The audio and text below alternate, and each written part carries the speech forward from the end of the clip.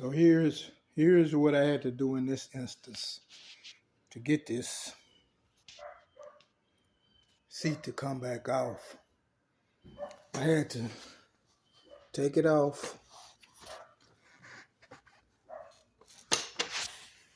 And once I took it off, it allowed this to just come out. You see, now it fits right into the slot where it's supposed to go. See, it was sitting on top of this, so it couldn't move.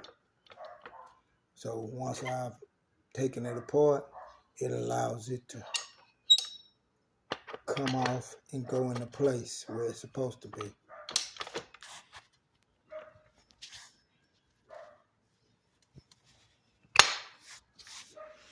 Now all I have to do is just screw it back on after I sit this on now.